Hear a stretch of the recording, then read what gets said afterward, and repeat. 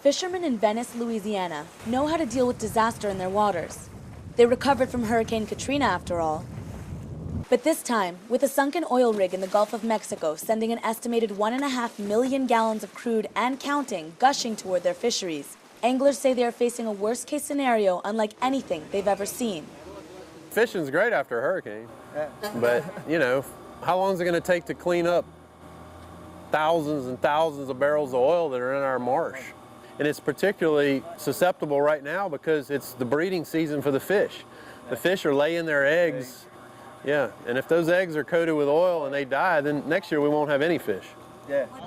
Roy, a charter boat captain, was pleased with today's catch, but the smell of oil out on the water told him that it might be his last day out fishing for a while. At this marina 2.5 hours drive south of New Orleans, the outlook on the docks was grim. They ain't gonna go out tomorrow, most probably. They're gonna shut everything down. Putting everybody out of work. The BP offshore installation sank on April 22nd, 2 days after a huge explosion that killed 11 workers. More than 30 miles of inflatable booms are being frantically installed along the coast to stop the oil from getting on land. Attempts to plug the leak using underwater robots have failed, and efforts to burn the oil before it makes landfall were called off due to the wind. At least 10 protected wildlife areas in Louisiana and Mississippi sit right in the path of the fast-approaching oil slick.